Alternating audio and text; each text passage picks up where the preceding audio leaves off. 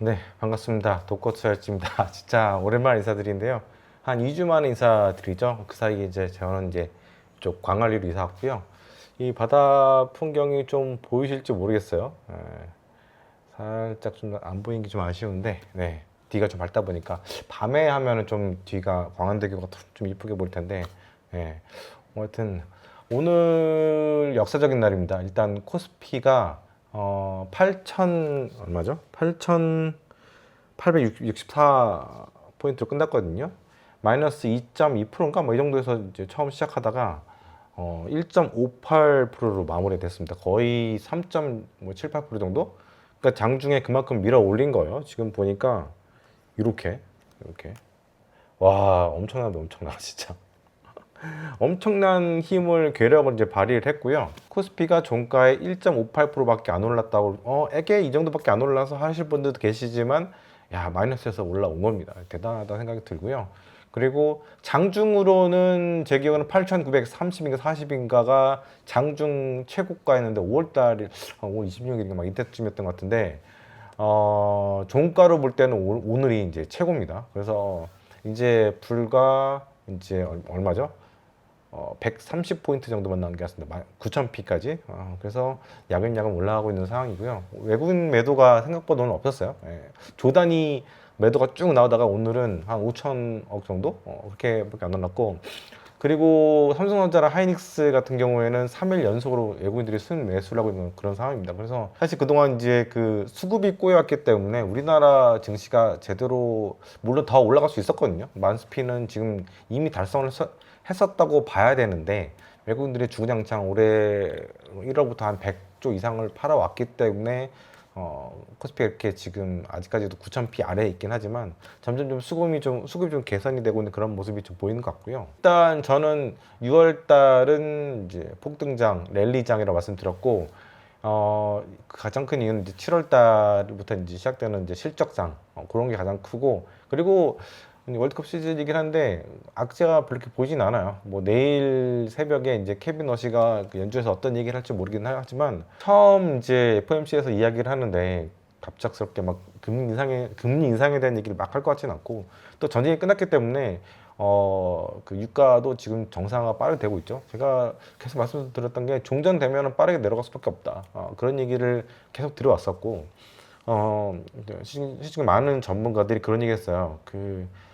지금 뭐 원유 시추 시설들이 폭발한 게 있고 항만도 부서져 있기 때문에 유가가 원래 가격대로 되돌아가기 위해서는 상당히 시간이 걸릴 것이다. 수개월에서 수년이 걸릴 것이다. 막 이런 얘기 했는데 벌써 지금 얼마까지 내려왔냐면은 제가 아까 76불까지 봤었거든요. 76불? 76.58불까지 내려왔습니다. 그러니까 100불부터 내려왔죠. 100불 초반에서 90불 말이 계속 오래 지속이 됐는데 잠깐 114불 찍었다가 100불에서 지금까지 내려온 거면 한 24불 정도가 쭉 내려왔고 전쟁 터지기 전에 60불, 67불인가 막 이랬어요. 그래서 10불만 더 내려가면 전쟁 전으로 이렇게 들어가게 된 겁니다. 그렇기 때문에 이 전문가들의 예측이 늘 틀리긴 하지만 이번에 제대로 또 한번 틀린 것 같고 유가라는 거는 또 제가 말씀드리면 좀 귀에 못이 박힐 것 같은데 더 이상 얘기하지 않겠습니다. 유가는 유가의 트래픽, 유가의 가격 자체는 한 70%, 80%는 그 투기 세력들이 가지고 좌지우지합니다. 이들은 이제 모멘텀 투자를 하는 애들이고 원유의 수급이라든가 뭐 시추공이라든가 이런 그 수치 가지고 얘네들이 그 투기를 한 게 아니고 이런 그 투기적인 이벤트 드리븐 거래 이런 것들을 상당히 많이 하는 편이거든요. 왜냐하면 실추공이라든가 뭐 수급이라든가 이런 부분 같은 경우에는 실제로 그 원유 가격의 반영이 잘 그 다이렉트하게 그 반영이 잘 안 되거든요. 그것보다는 지정학적인 이런 리스크라든가 정치적인 불안들, 그 산유국들 아니면 오펙이라든가 이런 애들, 이 오펙도 사실은 이제 그 영향력이 많이 줄어들었죠. 예전에는 막 40% 50% 정도가 그 전체 산유국 중에서 오펙의 비중이었는데 지금은 22%밖에 안 됩니다. 뭐 아시다시피 그 원유 수출을 가장 많이 하는 나라가 미국이 됐고 그리고 러시아도 사실 오펙으로부터 그렇게 영향력이 없는 그런 상태고 뭐 이번에 UAE가 떨어져 나갔잖아요. 그게 약간 좀 상징적인 사건인 것 같아요. 이제 오펙이 있는 게 그렇게 큰 뭐랄까 그런 플러스 요인이 자국에게는 안 된다 그렇게 느끼는 것 같고, 아마 오펙 안에 있는 여러 국가들이 다 그런 비슷한 생각을 하지 않을까 생각이 드는데, 아무튼 그 유가의 가격을 좌지우지하는 이런 그 투기 세력들, 그 기관들이나 헤지펀드 이런 애들이죠. 이런 애들 같은 경우에는 뭔가 유가 시장의 상방의 모멘텀이 안 보인다. 예를 들어서 말씀드린 대로 전쟁이라든가 정치적 이슈 이런 것들이 없다고 생각이 들면은 바로 포지션을 걷어버린다. 그래서 반대로 이제 그 포지션을 꺾어버리게 되는데, 상방에 그런 모멘텀이 없다고 하면은 당연히 팔아버리겠죠. 팔게 되면은 유가는 곤두박질 치게 됩니다. 그래서 100불 때부터 76불까지 아주 퓨어하게 24%가 마이너스가 거의 한 열흘 사이에 열흘 정도 좀 넘었죠. 그 정도 사이에 일어난 일인 것 같고요. 어떤 이 유가 시장에서의 그 어떤 많은 서사라든가 그런 분석들은 제가 볼 때는 상당히 필요가 없다는 생각도 사실 들고, 그런 분석에 따라서 쉽게 움직이는 그런 시장이라면 진짜 원유 시장은 쉬운 거예요. 근데 그게 쉽지가 않다. 그리고 어떤 면에서 볼 때는 지금 휘발유 가격이 아직도 지금 1900원 후반대에서 2000원대 초반인데, 사실 전쟁이 터지고 나서부터 2월 말부터 유조선들이 우리나라에 들어온 게 없어요. 근데 그 뒤부터 휘발유 가격은 미친 듯이 천정부지로 이렇게 올라왔는데, 그러면서도 전쟁이 끝났는데 유가는 또 빠지지도 않는 그런 휘발유 가격은 빠지지도 않는 참 웃기는 시츄에이션인데, 전쟁 전에 들어온 이 석유로 잘 버틴 거잖아요. 근데 주유소들이 장난치는 건 제가 볼 땐 나라에서 뭔가 좀 뭐랄까 이거 약간 부당이익 아닙니까? 이런 건 나라에서 뭔가 이렇게 퍼니시먼트를 좀 줘야 되지 않겠나 생각 좀 드는데, 원유가 이제 떨어졌고 이제 인플레이션에 대한 그런 부분들 일단은 그 미국 10년물 국채금리 이게 가장 중요하잖아요. 그게 이제 4.7%대까지 올라갔다가 지금 4.4%대 중반 이 정도까지 떨어졌었는데 4.443입니다. 이 정도까지 빠진 상태예요. 근데 전쟁 전에 같은 경우에는 4%대 초반이었습니다. 3%대까지도 살짝 빠졌던 것 같은데 2월 달인가. 근데 이게 바로 내려가지 않고 있습니다. 왜 그런가 한번 생각을 해보면은, 일단은 연준이 매파적인 스탠스가 나오는지 안 나오는지 이걸 봐야 될 것 같아요. 일단 기본적으로 케빈 씨가 매파적인 성향이 있고, 또 연준 위원들이 매파로 많이 돌아섰는데, 진짜 이들이 액션을 그렇게 취하게 될 것인지에 대해서는 일단 관망을 해야 되기 때문에, 채권 매니저들이 일단은 채권들을 많이 매도를 하고 있다고 하더라고요. 그래서 이제 채권 금리가 계속해서 떨어지지 않고 있는 이유가 그게 가장 큰 거고, 두 번째로는 트럼프가 이제 중간 선거를 이제 11월 달 앞두고 있는데, 금방 11월 달 올 겁니다. 지금 이제 한여름 초입이긴 한데 11월이 금방 올 것 같은데, 나이가 그 세월의 속도라는 얘기 있잖아요. 진짜 금방 올 것 같은데, 11월 중간 선거를 앞두고는 이제 경기 부양을 좀 하게 될 것 같아요. 그렇죠? 돈을 좀 풀 수 있을 것 같고, 뭐 트럼프도 돈을 왕년에 많이 풀었던 1기 때 많이 풀었잖아요. 그래서 2기 때는 그렇게 많이 안 풀었는데, 중간선거 앞두고는 저는 돈을 좀 풀 가능성이 좀 있다. 그래서 그거에 대한 우려가 좀 있는 것 같고, 특히 이제 이번 전쟁 끝나고 나서, 전쟁이 뭐 끝났다고 하긴 애매하지만 거의 뭐 끝난 것 같기도 하고 아닌 것 같기도 한 그런 느낌이긴 한데, 지금 뭐 60일 동안 좀 내고를 또 칠 거 아니에요. 근데 그 사이에 미 해군이 호르무즈를 좀 안정적으로 지나갈 수 있도록 상선들한테라든가 유조선들한테 호위 서비스를 유료로 제공한다고 하더라고요. 물론 이제 하기 싫은 배들은 안 해도 되는데, 많은 배들이 그걸 할 수도 있어요. 무슨 일이 할지 모르기 때문에. 근데 이게 60일 지나서 모든 게 다 종전이 되어 버리게 되면은, 이게 이란이 이 호르무즈 해협에 대한 통행세를 거둘 가능성이 있다는 얘기들이 되게 많이 나거든요. 그러니까 이게 속 시원하게 뭔가 전쟁이 마무리된 게 아니라 오히려 전쟁 전이 더 좋았던 그런 시츄에이션이 된 거고, 오히려 전쟁 끝나고 나서부터는 이란이 더 훨씬 좋아진 거죠. 왜냐면 거의 300억 달러에 달하는 해외에 있던 동결 자금도 풀어지게 되고, 그리고 국제사회 스위프트망으로의 복귀 가능성도 상당히 높아진 상황이 됐고, 그리고 트럼프 대통령이 유가 안정을 위해서 이란의 원유를 즉시 팔 수 있도록 조치를 취하겠다, 이렇게 얘기가 나오고 있거든요. 그럼 진짜 전쟁 전보다 이란한테는 너무 뭐랄까 수건 사업들이 다 이뤄진 그런 상태예요. 물론 이제 폭격을 많이 맞았지만 어쨌든 이란이 얻고 싶은 건 거의 대부분 얻었다 볼 수 있을 것 같고, 여기다가 JD 벤스가 그런 얘기를 했어요.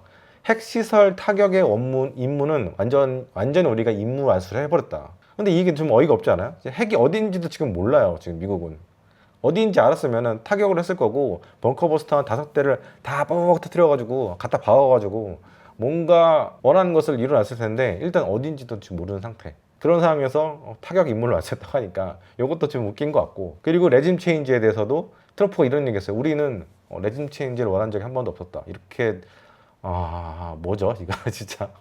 그러니까 이게 뭔가 확실하게 이루어지지 않았는데 통행세까지 걷게 되면은 이거는 미국은 완전히 이건 전패했다고 해야 되나? 게다가 제가 느끼는 가장 뼈아픈 분들은 미국이 무기를 너무 많이 썼다는 거예요. 3분의 1이나 되는 전체 무기의 3분의 1을 이란한테 퍼부었는데 전쟁을 화끈하게 이긴 것도 아니고, 그리고 향후 다른 전쟁들에 대한 대비도 지금 필요한 상황인데 요거에 대한 탄알도 좀 부족한 상황이고, 지금 뭐 패트리어트라든가 여러 미사일들 있잖아요.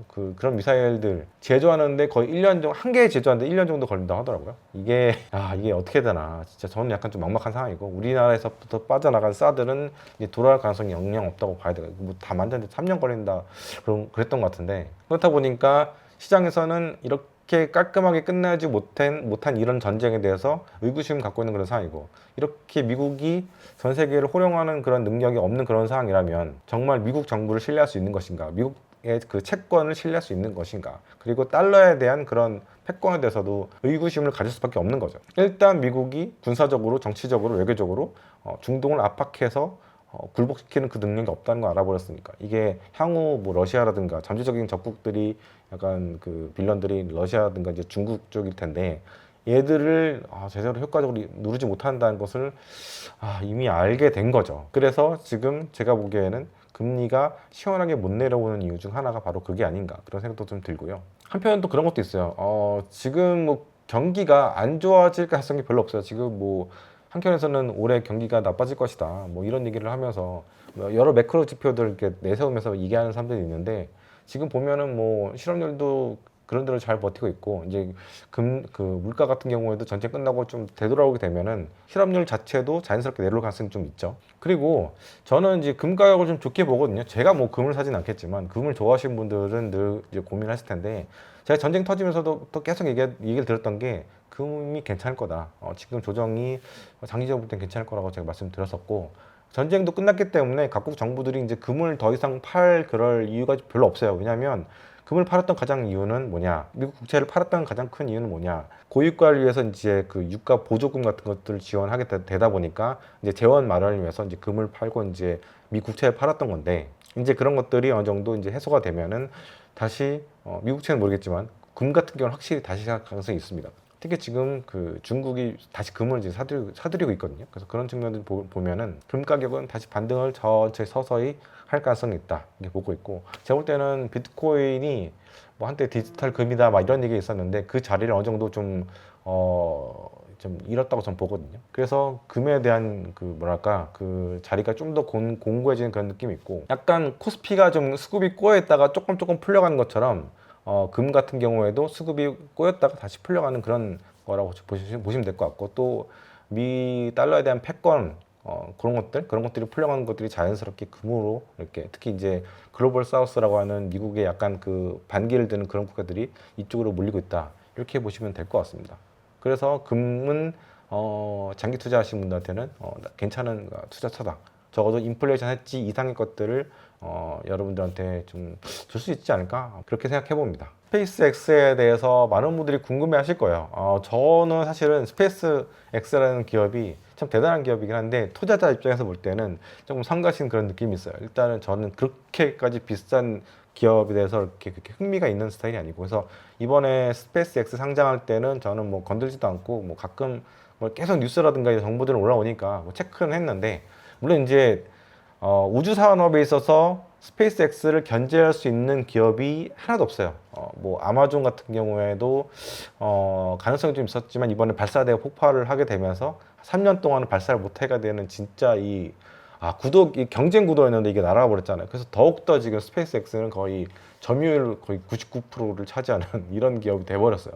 물론 이제 나중에 중국에 있는 기업들이 비슷한 그런 이제 약간 중국에 있는 기업들이 그 테슬라라든가 이렇게 일론 머스크의 그런 행태를 따라가는, 카피하는 데 굉장히 능한데, 비슷한 그런 그 우주 기업들도 나오고 있는 그런 상황이고, 또 나라 자체에서 정부 공산당 자체에서 얘네들 굉장히 이제 전폭적으로 밀고 있는 그런 사이거든요. 왜냐면 뭐 아시다시피 향후는 이제 우주의 세계다 뭐 이런 얘기 나오는 것처럼 아마 제가 생각하기에는 중국에 있는 기업들도 스페이스X처럼 그 우주에다가 데이터 센터를 짓거나 뭐 이런 것들에서 이미 연구를 하고 있지 않을까 생각이 좀 듭니다. 근데 하지만 이게 투자자 입장에서 볼 때는 그렇게 돈을 못 버는 기업한테는 저는 제 은퇴 자금을 투자를 하기엔 좀 그렇다는 생각이 좀 들고 그래서 이제 제가 테슬라로 지금까지 재미를 못 봤어요. 예, 물론 이제 작년에 4월 달에 테슬라를 레버리지 샀죠. 4월 초에 그 관세 전쟁 때. 그래서 진짜 그때는 작년 최고 종목이 이제 테슬라 레버리지였는데 근데 지금은 너무 비싼 상태로 상장을 했어요. 약간 뭐랄까 일론 머스크의 그 계략이라든가 작전에 그 월가가 다 농락당했다는 생각도 사실 들고 하여튼간에 스페이스X에 대해서는 한 번 정도는 큰 변동이 있을 것 같아요. 약간 테슬라랑 좀 비슷하게 갈 것 같아요. 왜냐면 그림을 그리면서 서사를 보면서 내러티브를 보면서 투자하는 그런 주식이잖아요. 일론 머스크 그 주식의 특징이죠. 테슬라의 특징이긴 한데 그런 측면에서 본다면 정말 그 앞으로 이제 갓 태어난 애기긴 한데 앞으로 변동폭이 엄청나지 않을까. 그래서 그거를 버틸 수 있는 사람만이 끝까지 홀딩할 수 있는 사람만이 진짜 그 왕관을 쓸 수 있지 않을까. 뭐 그런 생각이 좀 듭니다. 그래서 뭐 자녀에게 뭐라고 해야 되나 증여한다. 뭐 증여하는 그 주식으로는 괜찮을 수 있어요. 왜냐면 어차피 그렇게 하면 묻어두는 주식이 되기 때문에.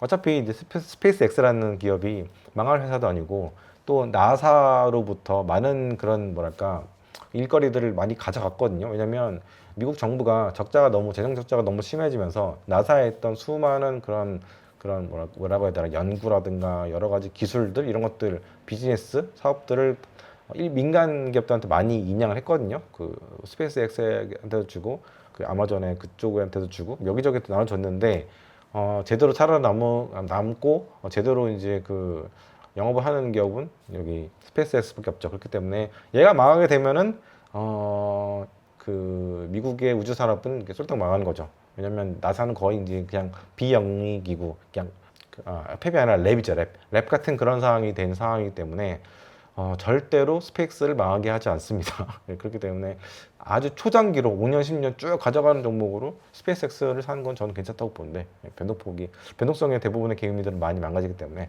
그런 측면으로 한번 접근하면 좋을 것 같고요. 오랜만에 이렇게 그 독고투자지 1대1로 이렇게 저 혼자만 이렇게 얘기하다 보니까 할 얘기가 진짜 많아요. 제가 이제 지금 10월 달에 이제 책이 나오게 되는데 좀 추가적으로 써야 될 것이 많아가지고 한 A4 용지 한 8장 정도로 좀 써서 이제 출판사에 보내게 될 것 같은데 남미를 조금 찾아보다 보니까 하이퍼스케일러들이 남미 쪽에다가 투자를 많이 하고 있더라고요. 저도 얼핏 그냥 지나가는 숏 뉴스 이런 것들로 쭉 체크는 했었는데 좀 파보니까 남미 쪽에 진짜 투자를 많이 하고 있고 물론 미국에 비하면 뭐 세 발의 피긴 하지만 많이 투자하는 가장 큰 이유가 그 남미에 4억 4천만 명의 인구가 있습니다. 근데 여기에는 AI 불모지고 제가 뭐 1년 3개월 동안 쭉 남미를 다 훑어봤지만 IT라는 게 뭐 없어요. 뭐 스타트업이란 것도 뭐 변변치도 않고 다 미국이라든가 해외 다른 곳에 다른 대륙에 있는 것들을 대부분 많이 쓰거든요. 뭐 택시 부를 때도 우버 써야 되고 막 이런 상황이고 그런 상황인데 AI라는 게 있을 리가 만무하죠. 그래서 이 AI 서비스를 위해서 데이터 센터를 상당히 많이 지으려고 하는 그런 상황이 있고 그렇기 때문에 지금 뭐 구글이라든가 아마존이라든가 경쟁적으로 뭐 채권도 발행을 하고 엔비디아는 아니죠. 그렇게 채권을 발행하면서까지 투자를 하는 이유는 다 이유가 있습니다. 지금 뭐 구글이 그 채권 발행을 하고 유상증자 하고 뭐 이렇게 하면서 많은 분들이 저도 사실 좀 기분은 안 좋지만 장기적으로 볼 때는 결국에는 이거는 그 위너 테이크스 에러라고 제가 말씀드리잖아요. 그렇죠? 이겨야 된단 말이에요. 그렇기 때문에 좀 기다려줘야 된다는 생각이 들어요. 주주잖아요, 주주. 그냥 단기 그 차익만 노리는 그런 삶이 아니라 주주라고 본다면은 이런 부분들은 좀 감안해서 좀 응원을 해야 되지 않겠나 생각이 좀 들고 전원주 아줌마가 뭐 20년과 30년 동안 하이닉스 주식을 갖고 계셨다고 하는데 그분도 뭐 늘 뉴스를 챙기시는 그런 스타일이었는지는 모르겠어요. 근데 그 사이 하이닉스에 얼마나 많은 일들이 있었어요. 정말 2013년 이전에는 적자였던 회사 그런 시즌이 수두룩했었고 뭐 그런 상황이었는데 이 기업에 대한 믿음 이런 것들을 쭉 갖고 가면서 쭉 밀고 온 거잖아요. 유증을 하면 유증을 받고 뭐 이것저것 다 했겠죠, 그렇죠? 그러니까 여러분들도 특히 이제 구글을 투자하시는 분들은 조금 애정을 가져보시라. 저는 개인적으로 뭐 사실 여러 번 말씀드렸지만 궁극의 위너는 구글일 수밖에 없다. 구글하고 아마존 정도, 뭐 그 정도 보고 있기 때문에 뭐 마이크로소프트도 정리를 했었고 또 이제 구글 TPU와 함께하는 브로드컴 갖고 있고 거의 미국 주식들은 많이들 가지치기를 했습니다. 예. 미국 시장에서 그리고 글로벌 시장에서 완전 그 뭐 해자를 갖고 있는 기업들, 타의 추종을 불허하는 기업들 이런 기업들 갖고 있거든요. 그렇기 때문에 이 기업들이 뭐 투자를 위해서 여러 가지 그 재무적인 활동, 리파이낸싱을 한다고 해서 여러분들이 너무 이거에 대해서 답답한 생각까지 하지 마시고 그것 또한 경쟁입니다. 그래서 경쟁에서 이기려면 여러분들 자식들이 뭐 학교에서 아니면 뭐 초등학교 유치원에서 뭐 릴레이 달리기를 한다고 쳐보세요. 그러면은 많이 먹을 것도 많이 줘야 되고 고기도 많이 먹여야 되고 그러지 않아요, 그렇죠? 그러니까 계속해서 내가 양육한다는 마음으로 좀 느긋하게 주가는 뭐 고점 대비로 막 60, 70%씩 빠지고 막 그래서 가슴은 아프긴 하지만 너무 내가 고점에서 못 팔고 지금 내려왔다 이렇게 이런 마인드로 가지 마시고 특히 하이닉스라든가 삼성전자라든가 뭐 삼성전기라든가 뭐 다른 종목들 여러 종목들 고점에서 못 팔았다고 막 이렇게 너무 단타 마인드 우리 한국 사람들은 그게 좀 문제인데 그렇게 안 갔으면 좋겠다. 좀 뭘까 좀 엉덩이 무거운 투자로 갔으면 좋겠다. 저는 그렇게 좀 보고 있습니다. 그리고 제가 지금 국장에 40% 정도, 5월달 40% 정도의 자금을 끌어왔어요. 뭐 세금 문제도 사실 있기도 하고 뭐 여러 가지 생각을 해봤는데 예전에도 말씀드렸던 것 같은데 그 결국에는 지금 하이퍼스케일러들이 미친 듯이 돈을 쓰고 있는 그런 상황입니다. 메모리 반도체도 그렇고 뭐 GPU도 그렇고 결국엔 돈을 쓸 수밖에 없는 그런 상황인데 이러다 보면은 2027년부터는 감가상각 이슈가 있을 거라고 제가 계속해서 작년부터 말씀드렸던 것 같아요. 그래서 이런 기업들의 상승폭이 좀 둔화되면서 물론 실적 계속 나오긴 하지만 뭔가 이제 주가 상승폭은 올해 내년에 생각만큼 재밌지 않을 수도 있어요. 그렇기 때문에 제가 약간 가지치기해서 좀 비리비리한 애들은 정리를 해서 국장으로 많이 넘어왔고요. 그래서 실제로 AI 관련된 종목들, 반도체 관련된 종목들, 뭐 MLCC라든가 뭐 기판이라든가 이런 종목들로만 다 40% 채워놨습니다. 예. 그래서 약간 7,000포인트 때 들어온 약간 10년 만에 국장하는데 새내기라고 보시면 될 것 같아요. 그래서 들어올 때 막 그런 얘기 있었잖아요. 네가 들으니까 고점이다 막 그런 얘기도 들었는데 지금 보면 이제 8,868인가? 연중 최고 역사적 고점에 우리가 코스피가 왔습니다. 그래서 만수피로 가는 여정이고 5월 말에 고점 찍고 나서 한 2주 동안 좀 힘들었죠. 왜냐면 전쟁이 휴전이 약간 깨져버리고 약간 그 트럼프가 목리를 부리고 또 공격을 하고 이렇게 하면서 그리고 이제 ETF 이슈도 있고 그 외국인들의 기계적인 매도 이슈도 있기 때문에 좀 많이 힘든 상황이 됐어요. 지금 막 빵빵 소리 들렸는데 진짜 한 2주 동안은 조금 쉽지 않은 저도 조금 힘들었던 그런 시간이었는데 어차피 그래도 이거는 수급적인 문제지 기업들의 펀더멘탈 그리고 경험적으로 볼 때 EPS가 계속해서 상승하는 주식들은 뭐 수급이라든가 뭐 정치적인 이슈, 매크로적인 이슈 때문에 단기간에 빠질 수 있긴 하지만 결국에는 다 올라오거든요. 시간이 필요하거든요. 몇 달이든 몇 주든 올라온단 말입니다. 그래서 그걸 알기 때문에 제가 조정장인 한 2주 넘는 시간 동안에 조정장에서도 제가 만스피로 간 여정이다. 이 조정 자체도 그 조정도 랠리의 한 구간이다 이렇게 말씀드렸던 거고 현금이 있는 분들은 계속 사라 말씀드렸던 거고 그랬던 겁니다. 그래서 뭐 이제 코스피가 이제 9,000을 앞둔 상태고 제가 동고투자일지에서는 이제 9,000P를 넘어서게 되면은 빨간색 옷 장대 양복 옷을 입고 나와서 여러분들한테 춤을 추면서 자축을 하겠다 그렇게 말씀을 드렸던 겁니다. 그리고 이게 이제 제가 볼 때는 빠르면 이번 주 못해도 다음 주에 오지 않을까 뭐 특별한 게 사실 뭐 당장 뭐 특별한 건 없을 것 같다 생각이 들고요. 그래서 마음고생 그동안 많이 하셨을 거예요. 저도 이제 그 사이에 뭐 시장이 막 조정이 크게 있는 상태에서 이사도 막 하느라고 하고 막 힘들고 막 몸살로 하루 이틀 막 누워 있고 지금도 완전히 회복이 되지 않은 상태인데 어쨌든 멋진 곳에 와서 여러분들과 또 이렇게 투자에 대한 얘기를 나누고 또 우리가 역전의 용사처럼 다시 살아서 온 게 아닌가 이런 생각이 들어서 잘 여러분들에게 좀 뭐랄까 좀 잘 이겨내셨다 이렇게 좀 격려의 말씀 좀 드리고 싶기도 합니다. 그래서 우리가 만스피까지는 이제 1130포인트 정도가 남아 있어요. 그래서 잘 버티시고요. 외국인들이 조금만 덜 팔아주면 좋겠는데 뭐 그게 아니다 하더라도 7월달, 8월달에 나오는 삼성전자, 하이닉스, 뭐 다른 그 여타 기업들의 실적들은 여전히 좋을 거기 때문에 그거 하나 믿고 코스피가 또 한 단계 레벨업 되는 그런 모습들을 또 우리가 또 7월달에도 볼 수 있을 것 같고요. 그래서 그 전에 6월달 아직 6월달이 2주나 남았기 때문에 아주 많이 남았습니다. 그래서 그 전에 선반영을 또 빠르게 할 수 있지 않을까 그런 것 때문에 제가 볼 때는 오늘 그 마이너스 2.2%에서 1.58%까지 거의 4% 가까이 이제 으라차차차 코스피가 힘있게 올라온 것, 그리고 외국인들도 하이닉스, 삼성전자 한 4일, 5일 연속으로 지금 순매수하고 있는데 그런 모습들 때문에 이미 외국인들이 그렇게 들어온 게 아닌가, 실적 시즌에 대한 선반영 그런 모습으로 보게 되면 우리가 좀 인내하고 7월달, 8월달 또 잘 버텨보자 이렇게 말씀드릴 수 있을 것 같습니다. 그래서 만스피까지 화이팅 하시고요. 이 뒤에 나오는 마누카골도 많이 사랑해 주십시오. 지난 5월달에 엄청나게 많이 사주셨는데 이번 달에 많이 안 사주셨다고요. 그래서 돈 벌어서 뭐 합니까? 건강을 챙기셔야 됩니다. 날씨가 많이 더워졌기 때문에 면역을 잘 챙기시는 그런 의미에서 마누카골도 많이 사랑해 주십시오. 예, 감사합니다. 오랜만에 마누카골 광고를 좀 하려고 하는데요. 제가 오이오 이거 먹다가 여행지 가서는 요거 스틱을 갖고 와서 잘 먹었어요. 이게 제가 하루에 한 개씩 먹거든요. 특히 제 옆집이가 베트남에서 아주 시원한 물에서 수영을 하다가 한 4일, 5일 동안은 약간 몸살 같은 게 걸렸었는데 이거 먹어가면서 조금 좀 회복을 했었거든요. 그래서 이 스틱형, 여행용 스틱형 상당히 제가 강추를 드리고요. 제가 12월 말에 좀 과식을 많이 했더니 위염이 조금 돌아왔는데 위염에도 이게 괜찮더라고요. 왜냐면 아침에 일어나면 빈속에다가 꿀만 딱 이렇게 찍어가지고 먹은 다음에 천천히 체온으로 녹인 다음에 먹으래요. 먹으면 위에서 이제 코팅이 되면서 이 마누카꿀이 이게 좀 약간 항염이라고 해야 되나? 염증에 상당히 탁월한 그런 효능이 있다고 하더라고요. 그래서 그렇게 한번 했는데 한 3일 만에 위염이 또 이제 사라졌어요. 그래서 이것도 굉장히 좋은 것 같고, 확실히 염증에는 꿀이 상당히 좋은 것 같습니다. 그래서 제가 좀 더 성분이 좀 높은 거, 약간 830, 1200도 한번 1200 살까 했는데 일단은 830부터는 약간 약으로 쓰는 그런 게 좀 있다고 해가지고 830 사봤는데 나중에 이제 괜찮으면 1200도 한번 사볼까 생각 중이고요. 그리고 요거는 이제 보내주셨어요. 샘플 하나 보내주셨는데 뭐냐면 저도 처음 꺼냈는데 요거 스프레이입니다. 스프레이. 이게 프로폴리스 스프레이인데요. 옆지가 잘 쓰지 않을까 싶은데 달달한 뭔가 시원한 게 들어오네요.